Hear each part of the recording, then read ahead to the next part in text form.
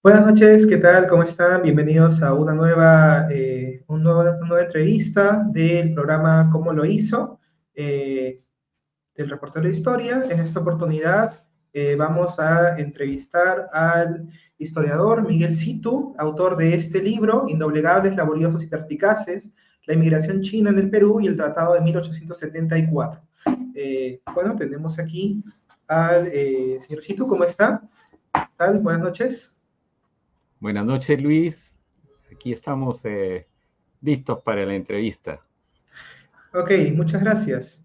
Bueno, el señor Miguel Situ es licenciado y magíster en Historia por la Universidad Católica del Perú. Ha publicado ya una serie de artículos con respecto al tema de la migración china y este libro, el cual vamos a comentar el día de hoy, es resultado de su tesis de maestría, ¿no? En la cual él se ha estado proponiendo en reconstruir un poco la historia de la comunidad china desde la primera llegada de los migrantes hasta básicamente finales del siglo XIX, que es un poco su proyecto actual, ¿no? De tesis doctoral. Bueno, en esta oportunidad tenemos unas cuantas preguntas que queremos hacerle con respecto al libro y si por ahí hay preguntas de parte del público en Facebook, donde se está transmitiendo, por ahí podemos quizás también abrir al final en los minutos finales, un espacio para algunas preguntas, ¿no? Bueno, primero quería comenzar por el título del libro, ¿no? Usted lo titula Indoblegables, Laboriosos y Perspicaces. ¿Por qué decidió llamarlo así? En primer lugar, muchas gracias, Luis, por esta oportunidad de estar con el público siempre tan interesado del reportero de la historia, ¿no? En algún momento yo también lo he seguido y lo sigo, y bueno, esta es una oportunidad que realmente me da mucha alegría el poder compartir. Eh, El libro del título responde a que esas son las características que realmente llevaron al migrante chino a poder resistir, digamos, toda esa situación de trabajo que tuvo que vivir en un país tan fragmentado como el nuestro y que le permitieron mantenerse y establecerse en esta sociedad, ¿no? Tuvieron que ser muy resistentes, no dejaron ser doblegados porque realmente las condiciones de trabajo en las cuales ellos se desempeñaron, y estoy hablando básicamente de los agricultores, de los trabajadores agrícolas, eran las que se acostumbraban en un país nuestro que recién salía de tratar con la esclavitud y la servidumbre y estaba en pleno proceso de modernización. Entonces, definitivamente, pese a que ellos habían firmado un contrato, al llegar acá, las condiciones de trabajo en las cuales, las relaciones de trabajo en las cuales todavía persistían acá en el Perú con el gamonalismo, pretendieron doblegar a este individuo y convertirlo pues en un siervo, ¿no? Entonces, evidentemente el contrato de trabajo mismo ya no lo ponía en esa condición, más bien lo volvía una especie de asalariado agrícola, eran los primeros asalariados agrícolas, ¿no? Entonces, por eso es que digo, resistieron mucho al régimen opresivo que se les quiso imponer y lograron con su trabajo, con su laboriosidad, salir adelante y establecer una comunidad china en el Perú. ¿Por qué perspicaces? Porque realmente necesitaron mucho de sus habilidades, no solamente como trabajadores, sino tener un criterio de cómo estaba en ese momento las relaciones al interior del país y con su país de origen para poder, en base a como yo lo pongo al final, en base al establecimiento de esos nudos, poder lograr, digamos, la protección necesaria para salir adelante. Ujú. Muchas gracias. Creo que con esto ya, digamos, se ha resumido la idea principal del libro. Y bueno, uno cuando revisa el libro, ya desde la portada, nos llama la atención, pues, esta pintura cuya autoría es de un pintor Sí, queríamos que es una pintura acerca de de los chinos en California, del siglo XIX. Entonces, quería preguntarle desde acá, bueno, ¿cómo así conoció esta pintura? Si hay alguna relación o a partir de su investigación, ¿qué ha visto de común quizás entre las relaciones entre la migración china al Perú y la migración china a California en el siglo XIX? Gracias por la pregunta, Luis. Sí, en realidad localicé al autor, se llama, por coincidencia, tiene el mismo apellido que yo, es Situ, y el nombre de él es Mian, ¿no? Así que cuando aparece Situ M, no es que haya puesto Situ Miguel, sino Situ Mian como el autor de esas pinturas. En realidad son muy bonitas y las encontré buscando un retrato que logre plasmar, digamos, la personalidad de ese migrante, ¿no? La personalidad del migrante. Lastimosamente acá en el Perú, por múltiples razones, sobre todo por una visión sesgada del migrante chino, solamente se le ha buscado retratar de una manera doblegada. Se le ha buscado retratar encarnecido, se le ha buscado retratar encadenado. Hay ese famoso retrato que realmente no corresponde con la migración, porque es un retrato de 1900. Ahí lo dicen, ¿no? Es un retrato tomado en la hacienda Chicamita, ese del hombre que está con la bola de coca y está con las cadenas, y aparentemente era un delincuente que había sido detenido por la policía y lo retratan, ¿no? Pero con ese retrato es que se ha visibilizado siempre a la condición del migrante chino, generalizando y homogenizando dentro de una condición que no necesariamente era así para todos, ¿no? Entonces, creo que eso es una imagen que tenemos que desterrar. Buscando eso es que llegué a encontrar a Situ Mian. Situ Mian tiene una historia interesante porque él es uno de los pocos que no reniega de la revolución cultural en China. Viviendo en Estados Unidos, él relata su historia y dice que a pesar de que hubo una situación muy difícil que pasó durante la Revolución Cultural, él aprendió a pintar en base a las normas del realismo socialista que en ese momento existían. Y entonces comenzó a trabajar esos colores vivos, esa personalidad fuerte, esos hombres vigorosos, ¿no? Y cuando se da el proceso de apertura en China, se va a vivir a Estados Unidos y comienza a pintar paisajes del oeste, del viejo oeste, de la colonización.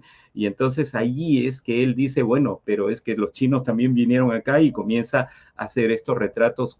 Muchas de las ilustraciones están en el interior del libro y realmente tengo que agradecerle siempre a Situ Mian porque recuerdo como anécdota cuando yo le escribí pidiéndole permiso para utilizar sus pinturas, me dijo, tómela nomás porque su abuelo es del mismo pueblo donde yo nací, ¿no? Así que es muy interesante cómo las cosas se van enlazando en este mundo globalizado, ¿no? Muy interesante anécdota, ¿no? Igual, digamos, también nos habla acerca de estos migrantes chinos que han estado migrando, que migraron desde el siglo XIX, bueno, en mayor volumen, a distintas zonas, y bueno, vamos a hablar de eso seguramente en un momento, ¿no? Eh, bueno, queríamos comenzar así hablando acerca del libro. Al inicio del libro usted menciona pues que el contexto de la migración inicial se dan pues ciertos debates acerca de la llamada ley chinesca, ¿no? Que usted dice, bueno, el término no le parece adecuado, y que esta se enmarcó en los debates políticos ideológicos de fines de los 40, ¿no? Estos debates entre liberales y conservadores. ¿Podría hablarnos un poco más acerca de la importancia de estos temas de migración, inmigración y su relación con las nociones de progreso y civilización por parte de las élites peruanas en esos años?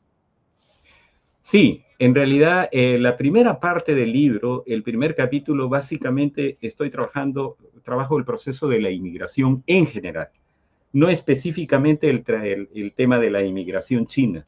Encuadro la inmigración china dentro de eso, ¿no? Y hago un análisis de cómo es que se llega a la ley de inmigración de 1849, ¿no? En realidad, aquí lo que teníamos era un gravísimo problema. el problema de cómo se concebía el trabajo. Bien, el trabajo, como en pocas partes aquí caló el criterio bíblico que decía, pues, comerás el pan con el sudor de tu frente, y entonces, producto de toda una situación tradicional, el trabajo era visto no como algo que dignificaba al hombre, sino algo que realmente lo volvía de una condición miserable, ¿no? O los de condición menor son los que tenían que trabajar, mientras que con ese criterio se iba formando una sociedad rentista, como ha pervivido y sigue perviviendo. Entonces, muchos de los criterios, digamos, que se tenían en ese momento, iban en contra precisamente del trabajo. Entonces, los patrones no querían trabajar directamente la tierra y tenían que dedicársela o a los campesinos o a algunos mestizos, a algunos criollos empobrecidos, y estos no querían trabajar con los patrones porque temían ser arrojados dentro de una condición de servidumbre. Encontraron entonces en los debates en el Parlamento que están ahí, en los debates del Congreso que están ahí en el libro, hay todo un debate acerca de la libertad del trabajo, y entonces encontraron una solución cuando dijeron, bueno, vamos a traer extranjeros para que trabajen, ¿no? Entonces, como el extranjero no tiene nuestras mismas concepciones, no es de nuestra sangre, en fin, y realmente se le puede explotar mejor, los terratenientes dijeron en buena hora, cosa que no era precisamente el criterio de los que diseñaron la ley. Los que diseñaron la ley se inspiraron en Estados Unidos. Ellos se inspiraron en que la migración norteamericana había logrado sacar ese país, lo había vuelto una potencia. Decían, miren esos irlandeses, esos europeos y sobre todo los del área del norte, cómo han venido a trabajar. Y entonces querían lo mismo para el Perú. Bien, pero había una doble interpretación. Los terratenientes y quienes estaban acostumbrados al trabajo rentista, etcétera, etcétera, decían, bueno, entonces nosotros vamos a poder traer de donde sea aquellos que podemos explotar en las condiciones que nosotros queremos.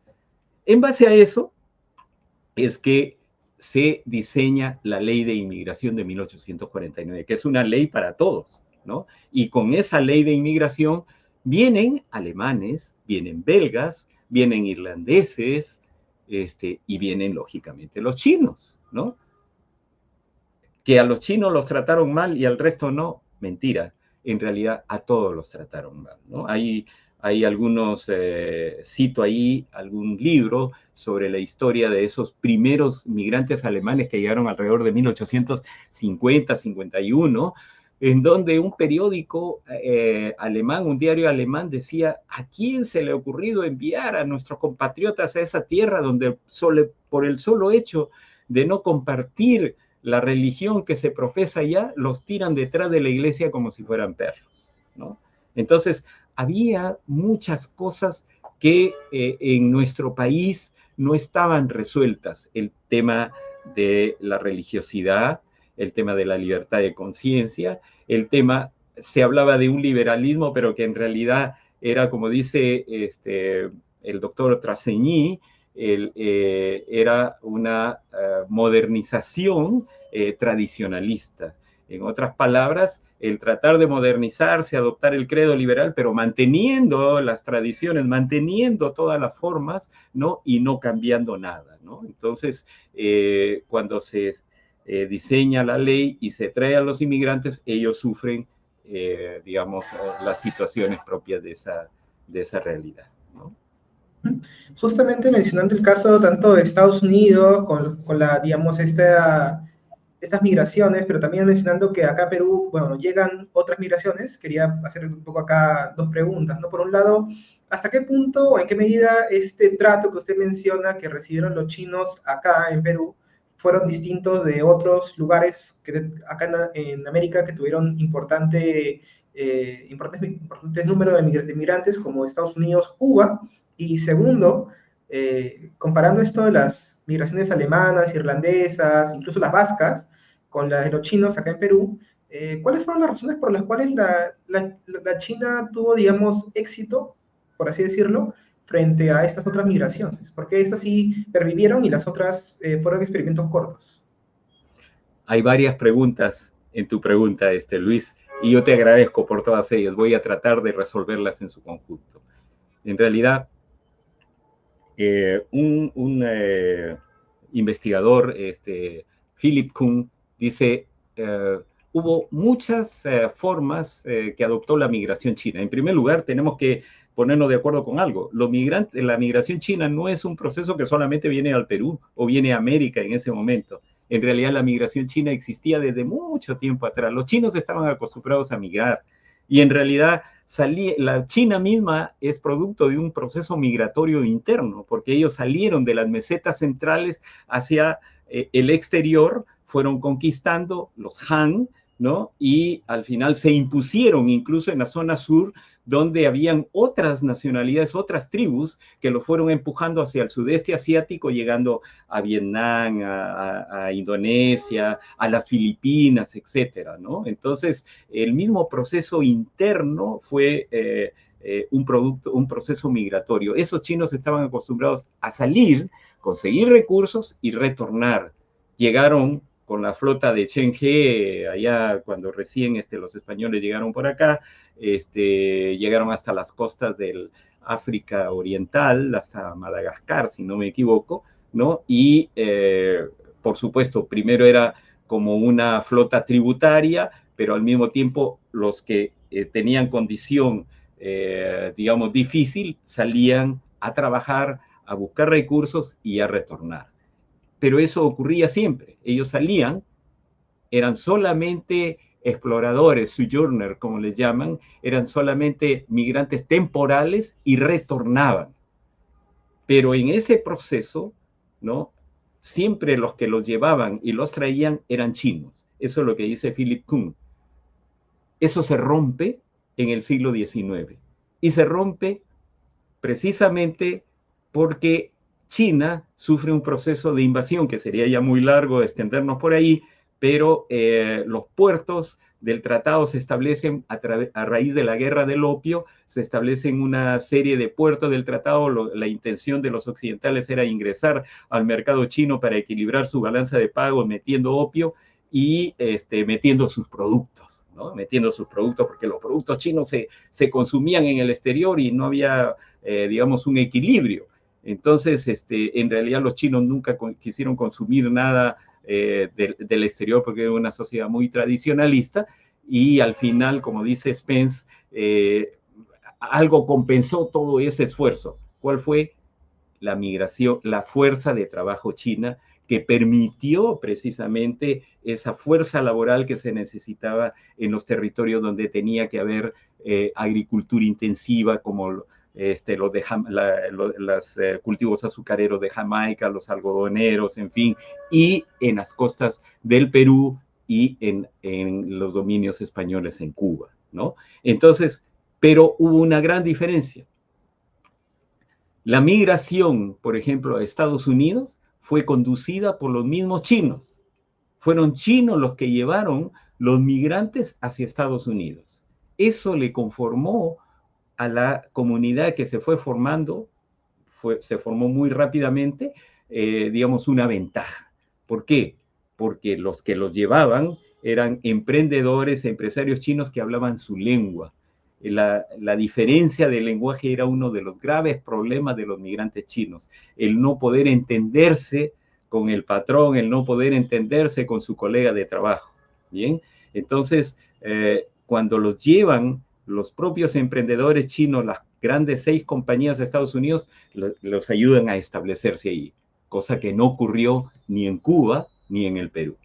Con el agravante de Cuba, que era una sociedad esclavista. Sabemos que hasta fines del siglo XIX no se resolvió ese tema.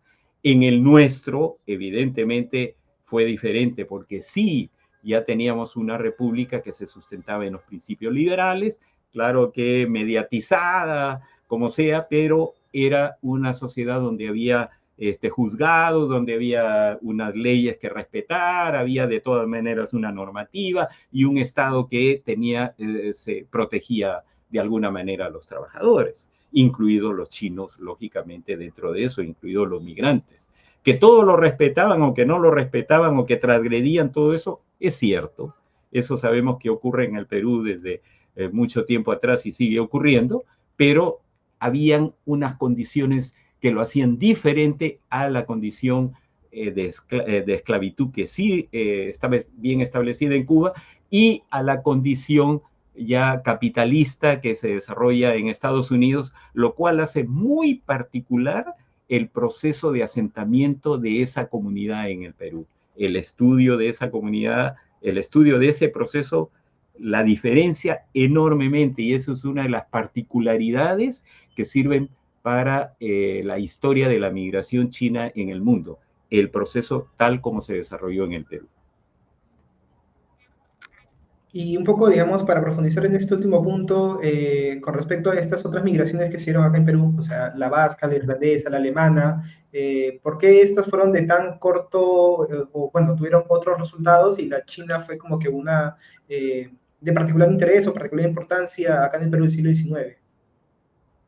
Sí, en realidad los migrantes chinos, los trabajadores sobre todo, porque hay que ver una cosa, Luis, que es importante a tener en cuenta. No solamente vinieron trabajadores agrícolas, vinieron también emprendedores, vinieron también artesanos, vinieron también gente que tenía su propio oficio, ¿bien? Y entonces eso componía ya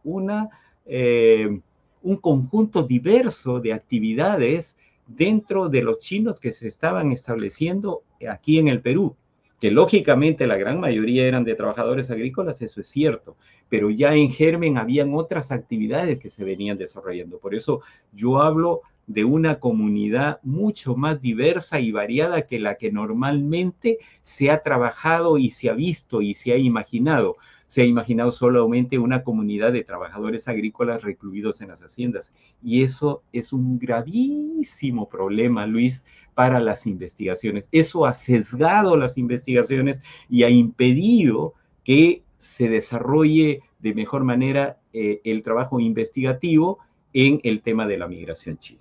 Bien, entonces, teniendo en cuenta eso, evidentemente los trabajadores agrícolas chinos estaban acostumbrados allá. Recordemos cuáles eran las condiciones en China, no que tampoco fuera un país donde el capitalismo se había instalado, que estaba desarrollado, no, era una sociedad feudal, no, era un imperio bastante retrógrado con una dinastía Qin que tenía más o menos 300 años, que estaba en absoluta decadencia y donde las normas del confucianismo eran de respeto absoluto y de la sumisión tremenda frente al Estado, ¿no? Entonces, ese trabajador estaba acostumbrado, estaba mucho más acostumbrado que a un trabajador que venía de una Europa liberal, una Europa donde capitalista, donde caray hay que trabajar, y que ese trabajador, ese colono europeo, quería su tierra, quería su propiedad. El chino no, el chino venía acá y decía, bueno, ya, yo me contento con conseguir recursos, conseguir dinero, ahorrar y poder regresarme. El otro, no, el otro quería venir, establecer acá, como lo hizo en Estados Unidos, establecer su granja, establecer su tierra, tener su parcela, establecer su familia, colonizar de otra manera. Que los chinos al final terminaron muchos de ellos haciendo eso es cierto, pero fue por las condiciones que ya no le permitieron retornar a su tierra. Y entonces aquí muchos decían, en determinado momento llegaron a decir, caramba, mándense a esos chinos a los lugares más inhóspitos en la selva de Ayacucho y verán cómo la transforman en cosa de un año, porque sabían la capacidad de trabajo de esos agricultores, de esos trabajadores, ¿no? Y la capacidad de movilización que tenían los emprendedores chinos, que eran unos comerciantes netos. Es más, muchos de ellos llegaron acá como trabajadores, como se dice, soportaron al comienzo 4 a 5 años, al comienzo, después lo elevaron a 6, luego después a 8 y después fueron bajando, etcétera, ¿no? soportaron el tiempo de trabajo, ahorraron lo suficiente y se convirtieron en emprendedores. Recuerdo un caso, no sé si está, creo que está en el libro, el caso de un hombre que llega en el segundo embarque y él narra cómo es su proceso y dice, caramba, yo llegué en el segundo o tercer embarque y fui destinado a las Islas Chincha, ¿no? En las Islas Chincha yo estuve trabajando como recolector de guano. Sin embargo, hablé con mi capataz y le hablé de que yo era carpintero, ¿no? Tenía un oficio. Y entonces, haciéndole un regalito al capataz, el capataz me trasladó a la ciudad y entonces ahí yo pude desempeñarme en mi oficio. Interesante, ¿no? O sea, no es que tampoco como se habla de que, bueno, el trabajo en las Islas Chincha y en las Islas Guaneras eran terribles, tanto así que se prohibieron a partir de 1861 y estaba establecido en el contrato. Pero además, los que querían trabajar se iban allá y conseguían los recursos necesarios para poder salir adelante, ¿no? Entonces, Cecilia Méndez precisamente tiene un trabajo de investigación sobre el tema de los trabajadores chinos en las Islas Chincha, y ella dice, habría que ver realmente las estrategias de supervivencia, las estrategias que ellos desarrollaron, y nos sorprenderíamos de ver cómo pudieron salir adelante. Más en otro trabajo que estoy elaborando, vamos a ver probablemente un poco acerca de eso, ¿no? Muy interesante lo que señala acerca del contrato y cómo justamente no todos los que llegan son trabajadores agrícolas, sino que algunos tienen ya una formación especializada, ¿no? Por ejemplo, el caso que usted comenta en los agradecimientos a su ancestro que era médico, ¿no?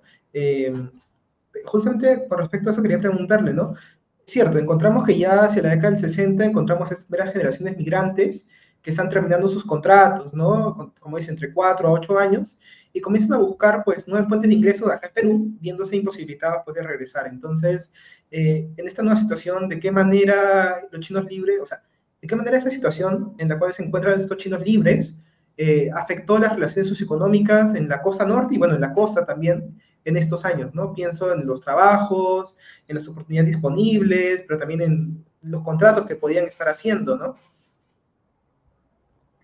Sí, bueno, esa diversidad, fíjate, Luis, es muy interesante. Cuando, y una de las cosas que sí he podido ratificarme es que realmente si nosotros no hacemos trabajo de archivo, en realidad estamos perdiendo el tiempo como historiadores o como investigadores. Tenemos que ir a los archivos, ¿no? Porque en esto de la migración china ha habido mucha simple repetición, ¿no? Y en cada repetición se agrega algún elemento que desvirtúa, digamos, lo que en realidad está ocurriendo. Cuando yo fui al Archivo Regional de la Libertad en Trujillo, ¿no? Entonces comencé a revisar los expedientes, básicamente bueno, al principio como todos salimos dicen, bueno, vamos a registros notariales. Pucha, pero registros notariales, la verdad es que es bien, bien pesado y bien, digamos, bastante, es un Uno trabajo, sabe lo que encuentra ahí, ¿no? ¿no? Pero dije, estos son gente que se le ha buscado invisibilizar. Al chino se le ha buscado invisibilizar. Se le invisibiliza desde que el patrón le cambia el nombre, el patrón trata de, digamos, mantenerlo, ¿no? Entonces, hay que ver dónde no pueden escaparse y dónde tienen que estar de todas maneras. Expedientes penales, pues, ¿no? En los expedientes penales, ¿no? Entonces, fui a revisar los expedientes penales y definitivamente ahí aparece una diversidad de esta comunidad que en realidad uno se sorprende. Gente trabajando en los hoteles, gente trabajando en restaurantes, gente que está andando entre Trujillo, Chiclayo, algunos que se van a Guayaquil, hay un tráfico, ¿no? De estos migrantes que están entre Trujillo y Guayaquil, ¿no? Hay peluqueros, me encuentro con un peluquero que era el suegro del chino emprendedor que tenía el mayor predicamento ahí en Trujillo en esa época, y había llegado de Guayaquil, y era un chino también, ¿no? Porque tenía el nombre cambiado, pero había entrado por el Ecuador siguiendo la ruta que normalmente en el norte trabajamos, ¿no? Entonces, ¿por qué es importante que se defina esto? Porque esto nos hace ver la diversidad digamos, de esta comunidad. No podemos centrarnos solamente en el trabajo, en analizar el caso de los mal llamados culís. Es otra cosa que hay que tener en cuenta, ¿no? Porque en realidad culí era una categoría social en China. Y no fueron culís todos los que vinieron. En realidad, los culís comienzan a llegar más o menos a partir, en masa, a partir de 1870. Entre 1870 y 1874, cuando se nota que en China se van a cerrar todas las oportunidades para seguir trayendo o sacando trabajadores, entonces los que van a embarcar ya no miran que si sabía trabajar, que si tenía buenas costumbres, que si no era opiómano, si era, etcétera. Simplemente cargan con todo lo que encuentran. Pero hay algo que no se toma en cuenta, que en China había un proceso inverso, el proceso del fortalecimiento de la dinastía Qin, que duró muy poco tiempo, pero que en ese momento involucionó el proceso migratorio, porque ellos, después de haber acabado con los Taiping y después de haber sojuzgado una serie de sublevaciones en la China, entonces querían repoblar los territorios que habían vuelto a lograr, y estaban ahí los mandarines chinos en ese proceso. Entonces, cuando van los embarcadores, ya no encuentran agricultores. Cárguese todo lo que se encuentra. ¿Qué se encuentra? Se encuentran los culís y se encuentran los lumpen. Y se encuentran toda esa gente que estaba en los muelles de Macao, sobre todo en el muelle de Macao, ¿no? Que era el único sitio de donde podían sacar los barcos peruanos, porque les van cerrando poco a poco todas las posibilidades, ¿no? Hong Kong definitivamente no les permitía sacar. Soatou en el norte se cierra en determinado momento bajo el control de los británicos. En Amoy también se cierra bajo el control de los británicos. Luego se van a Cantón, son expulsados de ahí. Al final solamente queda Macao, donde prácticamente se habían concentrado todos aquellos que precisamente eran la parte más problemática. En esto hay que ver quién mejor conocedor de la sociedad de clases china que Mao Zedong. Él dice, esos culís y esos trabajadores de los muelles son la parte más problemática de la sociedad china, los más cercanos a los vicios y a los problemas, tanto que no se sabe qué hacer con ellos. Bueno, muchos de ellos fueron los que llegaron en los últimos tiempos, ¿no? Entonces, hay que tener en cuenta esa diversidad, todos esos procesos. Mientras tanto, ya la comunidad china se había ido gestando y formando en el Perú a partir de más o menos 1860, ¿no? En el libro, creo, planteo el tema del Gongxi, del famoso criterio del Gongxi, que es, digamos, el criterio chino, tradicional chino, de la ayuda mutua, del proceso de la fraternidad, donde a través del vínculo familiar, de clan, o simplemente un vínculo asociativo, comparten todos los beneficios que les pueden dar esas pequeñas asociaciones. Y entonces en el Perú se comienzan a formar lo que se llaman las agencias, así les llamaron, las agencias comerciales, pero no eran solamente agencias comerciales. Algunas de esas agencias eran también agencias que poco a poco fueron digamos, aglutinándose, y a través de lo que se denomina las Huiyuan formaron asociaciones ya mucho más grandes que llevaron a la agremiación. Y entonces, esa es la explicación para que en 1866, ojo, 1866, 1868 y 1870 se mandan memoriales desde el Perú hacia el imperio. Esos memoriales estaban firmados. En los primeros los firman los chinos así, sin asociatividad. Pero a partir del segundo, el que se envía en 1868 a través de la embajada norteamericana, utilizan a los norteamericanos como correo, ¿no? Son perspicaces en ese sentido. No, ¿por qué utilizan a los norteamericanos? Veían con los portugueses tenían problemas en Macao. Con los ingleses ni hablar, porque los ingleses no se llevaban bien y querían cortar todo proceso migratorio porque solamente querían migración para Jamaica.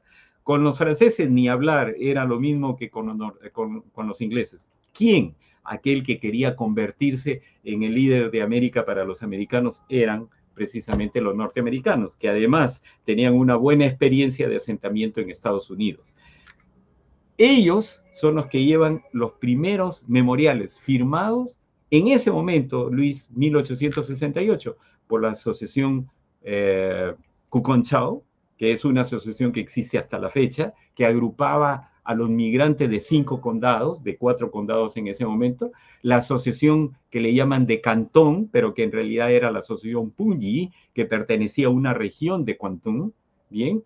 Y la asociación Tunsin, que, bueno, yo escucho por ahí mucho, hablan acerca de los jacás, etcétera, es muy interesante ese proceso, pero esa asociación Tunsin fue la primera que agrupó a los jacás porque tenían un dialecto, una manera de hablar diferente, ¿no? Esos tres firman los memoriales en el 66, en el 68 y en el 70, antes del famoso,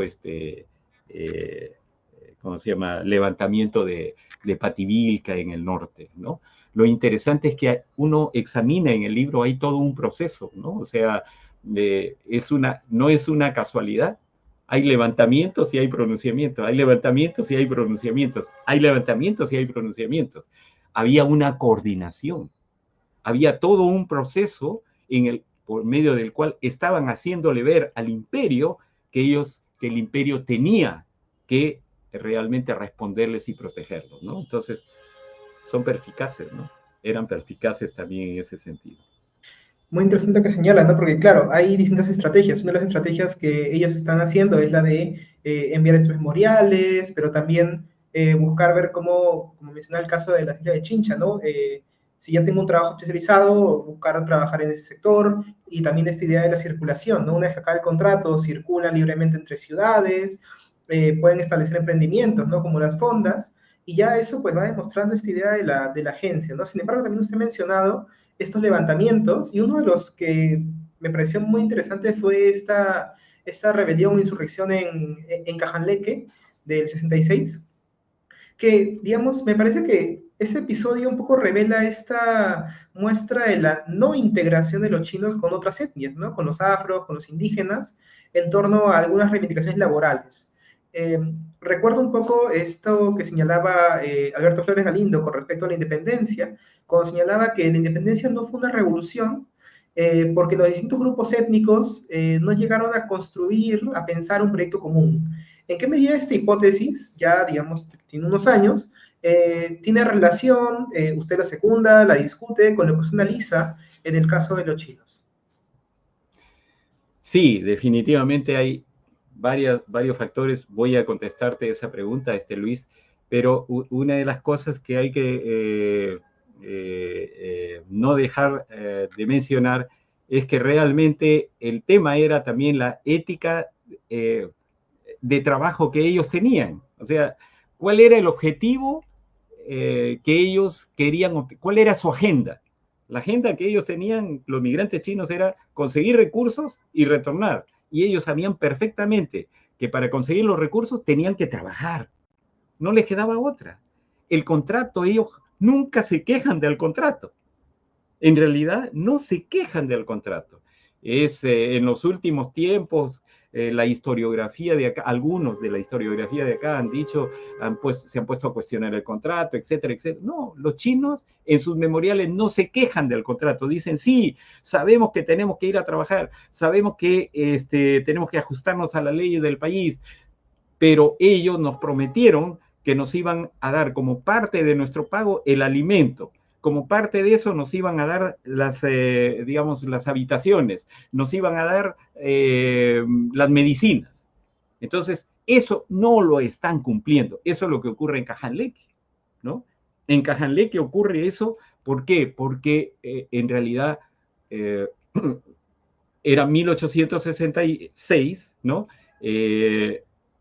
Había ocurrido hacía poco la guerra civil en Estados Unidos, el azúcar y el algodón estaban realmente en el mercado internacional bastante bien cotizados y los terratenientes acá dijeron, bueno, esta es la nuestra, hay que hacer producir, hay que sobreexplotar. Y ahí comienza el proceso fuerte, pero como ellos al mismo tiempo tenían que competir en el exterior, comienzan a ver la forma de obtener ganancias recortando al mínimo los gastos. ¿Cuál era el que no pudieron soportar los migrantes? Que les empezaron a recortar el alimento. Entonces, cuando les comienzan a recortar el alimento, los migrantes, como tú lo puedes ver ahí, dicen, bueno, hasta aquí nomás. Y entonces se levantan y lógicamente ellos buscan al culpable, van de frente al culpable, van al patrón, dicen, él es el culpable, ¿no? Pero, ¿qué ocurre? Cuando ocurre ese levantamiento, yo lo atribuyo a la falta, digamos, de comunicación que había entre los grupos sociales. Lo que dice Flores Galindo es muy cierto, pero en este caso se agrava porque además no podían entenderse, no podían comunicarse.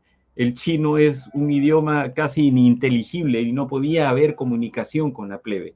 Pero además ellos llegaron a trabajar y como llegan a trabajar, algunos patrones comienzan a decir, estos chinos son interesantes, no se emborrachan, no tienen San Lunes, no tienen San Viernes, y entonces ojalá que no se mezclen con nuestra plebe y se contagien de sus males. Está escrito ahí, ¿no? Y entonces ese es el problema cuando viene la competencia social, ¿no? Viene la competencia laboral y viene además la competencia social, porque muchos de ellos rápidamente, merced a las cosas que obtienen, van ahorrando y van consiguiendo cosas.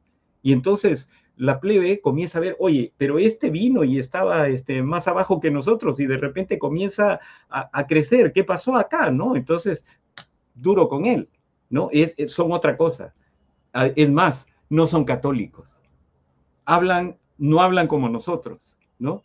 No han venido sus mujeres y encima vienen aquí a hacernos la competencia, ¿no? Entonces se conforma todo un proceso que hay un inglés, Fitzroy Cole, en ese entonces, que dice, bueno, es la antipatía natural que existe entre los negros y los chinos, ¿no?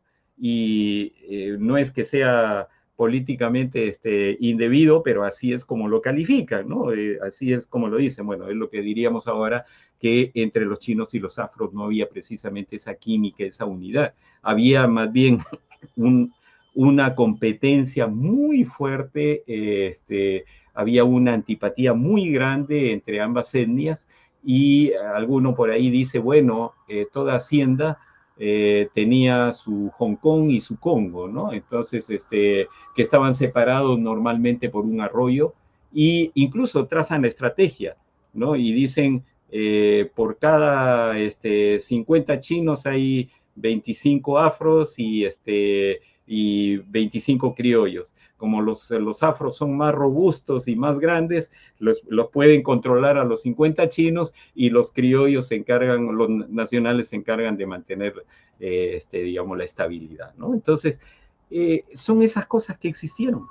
Cuando ocurre el levantamiento de Cajanleque, cuando ocurre el levantamiento de Pucallá, cuando ocurre los levantamientos en el norte chico, los chinos no tienen ningún apoyo. La población local no los apoya. Es más, se va en contra de ellos. En Cajanleque creo es que cuando los chinos salen a buscar aliados en otra hacienda y regresan, en fin, en ese tránsito, la plebe aprovecha para ir a sus galpones y robarle todo lo que tenía, ¿no? Y cuando hay un momento, no sé, en alguno de los episodios, cuando un chino va atrás del capataz, sale un afro y le echa tierra en la cara para detenerlo e impide que lo capturen al capataz, ¿no? Entonces, es un proceso en donde se va a reflejar, y eso, posteriormente, esa antipatía, esa rivalidad, esa competencia, va a eclosionar terriblemente con un costo muy fuerte para los chinos cuando después viene el proceso en donde se pierden todos los controles en el Perú, que es la desquiciante guerra del Pacífico, ¿no? Entonces, que es algo que habrá que verlo. Sí, justamente cuando usted menciona esto de la forma resistente de los chinos, yo lo relaciono, claro, o sea, en el libro se dice que está relacionada, entre otros factores, con el incremento de personas necesarias para una mayor producción, ¿no? Como usted mencionaba, en los 60s hay incluso una mayor demanda con respecto al tema de producción en la costa norte. Entonces, se podría sugerir que el ingreso de los chinos a estas dinámicas capitalistas del siglo XIX, bueno, capitalistas a la peruana del siglo XIX, va a generar algún tipo de conciencia de clase, o mejor dicho, una conciencia étnica, y quizás pensando también en cuanto a la dinamización del mercado hacia los 70s, que llevó a los chinos también a mudarse a entornos urbanos, si es que esto también implicó un reforzamiento de sus identidades y la formación de una comunidad china, ¿no? Como usted mencionaba, ya a finales de los 60s, inicios de los 70s. Es muy interesante tu pregunta, Luis, es muy interesante. En realidad, esos son factores que no se han analizado, que no se han contemplado y que son cosas que tienen que trabajarse también a nivel, no solamente de la comunidad china, sino en general.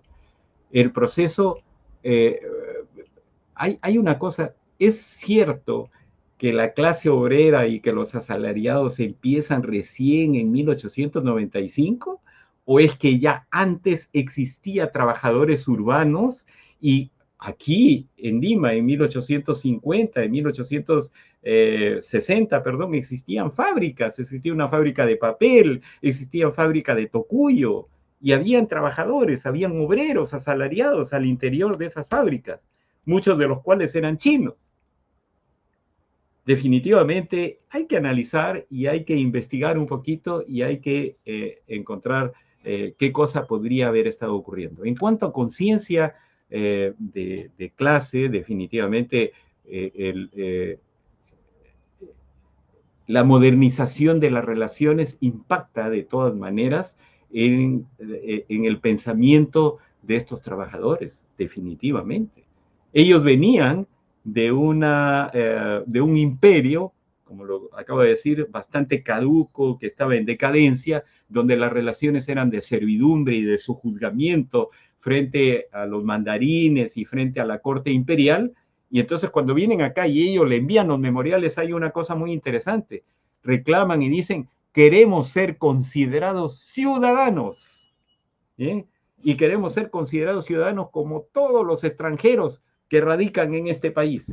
Y le reclaman al imperio y le dicen, pero hay algo. Esos extranjeros tienen un representante diplomático en este país.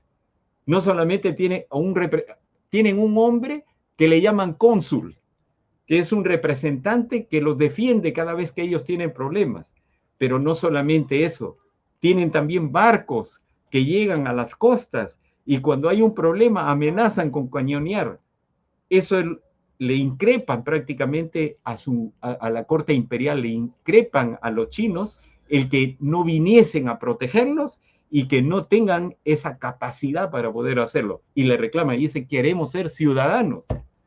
Eso, para el imperio, cuando recibió esa carta, ya nos imaginamos la cara que pudo poner el príncipe Kun, que era el gran dirigente del Sun Yangmen, ciudadanos, ¿y esto qué cosa es? ¿No? Estos son subversivos, ¿no?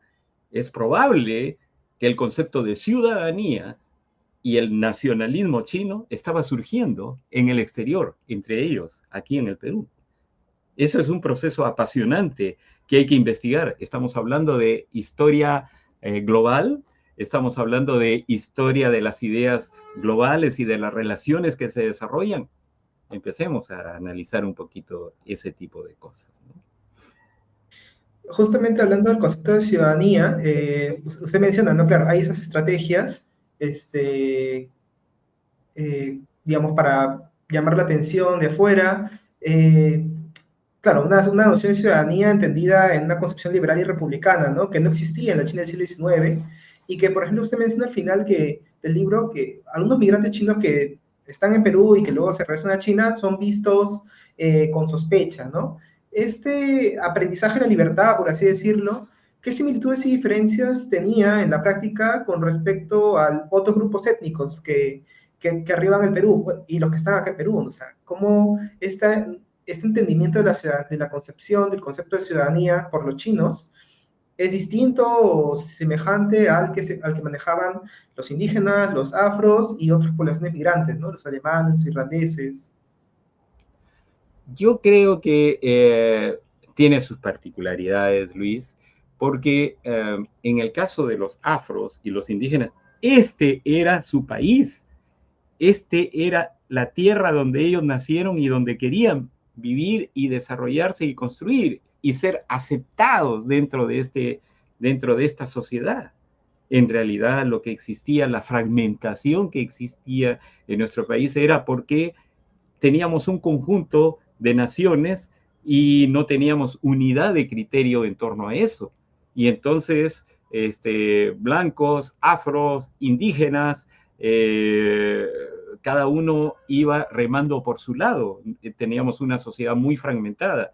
A ese sancochado se agregan los migrantes del exterior, unos que vienen de sociedades más avanzadas, como sociedades capitalistas, como los europeos, etcétera, que traen sus propios criterios, en fin, que eso ya es otro tema, pero en el caso de los chinos, vienen de una sociedad, como ya te dije, incluso con relaciones mucho más arcaicas, ¿no? Que aquí logran, de alguna manera, creo yo, un aprendizaje al estar en esta tierra, que definitivamente no se les aplicaba a ellos, pero que los fue impregnando, yo creo que los fue impregnando de un criterio más moderno que los hizo ver y pensar y reflexionar a muchos que eso podría ser bueno también para su tierra de origen. Y así como enviaban dinero para sus familias o enviaban recursos para poder ellos construir algo en su tierra, también empezaron probablemente a lanzar sus propias ideas y sus propios criterios, ¿no? Entonces, yo creo que era diferente, definitivamente fue diferente en el caso de los migrantes europeos que vinieron, más bien vinieron con otras ideas, ellos trajeron, recordemos que el anarquismo, recordemos las ideas de la Comuna de París, ¿no? Cuando en 1881 hay ese famoso levantamiento acá en Lima que se atribuye como una solamente que fue en contra de los chinos. Mentira, fue un desborde popular producto del desquiciamiento que había producido la derrota que tuvimos en la guerra, en Miraflores y en Chorrillos, y esa noche prácticamente, como lo describe mucho, dices, se desató la comuna en Lima. ¿Qué había ocurrido? Recordemos qué había ocurrido en 1871, apenas 9 años antes, fue la Comuna de París. Esas ideas trajeron los europeos para acá. Esas ideas sí venían para acá, pero yo creo que más bien acá, de parte de los chinos, hubo más bien un aprendizaje de ideas modernas, ¿no? Y que posteriormente fueron llevadas de vuelta a la China. Bien, y ya para un poco ir finalizando con esta muy interesante entrevista, bueno, usted ha mencionado que buena parte de su documentación y en realidad el trabajo sigue en buena medida dos líneas, ¿no? Por un lado, el tema de las movilizaciones sociales, pero también el tema de los tratados diplomáticos, en los cuales usted ha utilizado eh, el archivo de los exteriores. Entonces, ¿qué posibilidades usted ha encontrado a la hora de revisar este archivo y si es posible hacer trabajo de historia social a partir de los documentos diplomáticos consultados allí? Recordemos que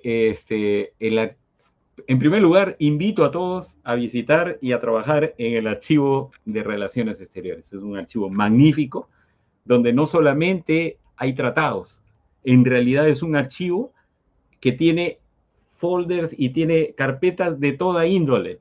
Tiene de prefecturas, tiene de gobierno, tiene de diferentes ministerios y tiene de los diferentes países y cómo los ciudadanos de esos diferentes países se comportaban aquí dentro del país y las relaciones que existían con el exterior. definitivamente a partir de lo que te he dicho se puede hacer, digamos, historia social. Yo cuando voy y analizo los archivos de relaciones exteriores, es una manera, digamos, de ver desde una perspectiva diferente, desde la perspectiva, digamos, del trabajo de la migración china, ver la perspectiva de las relaciones exteriores, cómo se manejaron en ese momento en el Perú, o cómo estaban las relaciones exteriores en ese momento en el Perú, cómo estaban las relaciones de los cónsules, cómo funcionaban los cónsules, cómo funcionaba el sistema diplomático. Pero, además, hemos visto el problema del tratado con el cual concluye el libro y que creo que un poquito va probablemente a tu pregunta. Cuando vemos el tema del tratado, en realidad hay toda una discusión apasionante acerca de los criterios que deben haber dentro de la formación de un tratado. Entonces, hay una correspondencia entre el ministro, entre el enviado Aurelio García y García, en donde se dan una serie de órdenes y el enviado Aurelio García y García tiene que actuar prácticamente por iniciativa propia, ¿no? Entonces, eso nos lleva a ver a la formación de este tratado con un país, ya estamos con un país con el cual en realidad este país no quería firmar un tratado con nosotros. En realidad los chinos no querían vincularse con más gente, no hacerse más problemas. Ellos de todas maneras tenían una concepción muy cerrada, muy sinocéntrica, no querían vincularse con más países y prácticamente eso los condujo a la ruina, pero en ese momento al mismo tiempo tenían las fuerzas al interior que querían modernizar su propio Estado. Y una de esas es la que los lleva a vincularse con el Perú. La vinculación con el Perú es la primera que ocurre con un país de América, de Sudamérica, ¿no? El primero fue con Estados Unidos y el segundo con el cual se vinculan es con el Perú, el primero en América Latina, ¿no? Como siempre, en todos nuestros vecinos quieren ser primeros que nosotros, pero en realidad les faltó mucho tiempo por delante para que alguno de ellos siquiera empezara a firmar. El tratado de China y Perú es uno de los primeros tratados, ojo, que firma China de manera independiente, sin la amenaza de los cañones, en una discusión mutua entre Perú y China acerca de una cosa muy importante, los derechos humanos, la libertad de tránsito, el respeto de los trabajadores, la libertad de trabajo, etcétera. Es realmente una cosa muy importante que, quién sabe, no se le ha tomado en cuenta, pero que nos permite ver el Perú desde una perspectiva diferente.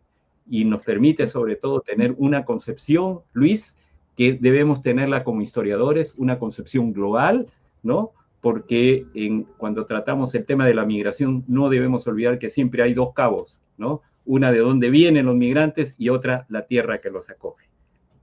Y justamente también pensando en que esta población no es que ya llegó a otro país, se estableció, sino que también mantiene estos vínculos y en este caso, con el Tratado de 1944, está presionando para que tanto China como Perú firmen ese tratado y bueno, seguramente en futuras investigaciones veremos qué es lo que sucede en la práctica con este tratado, ¿no? Bueno, una última pregunta ya para cerrar, ¿dónde podemos obtener su libro? Bueno, ese está editado por la PUC y está en la librería de la PUC, pero me dicen que están en todas las librerías, por lo menos en el Virrey, en Sur, en Crisol creo que también está, ¿no? Está en Comunitas está el libro, así que este, los invito a leerlo, ¿no? Y sobre todo a empezar a discutirlo y ojalá que ayude a interesarse más en las investigaciones históricas sobre la migración china en el Perú.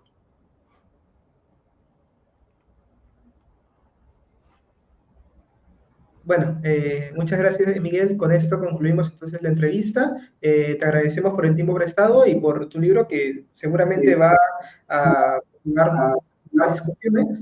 Y también agradecemos al público que estuvo presente en esta oportunidad Y bueno, ya estaremos en un futuro conversando acerca de futuras novedades que tengas, pero también invitamos al público a que sigan atentos a futuras entrevistas que se van a realizar en esa sección de cómo lo hizo en el reporte de la historia. Muchas gracias.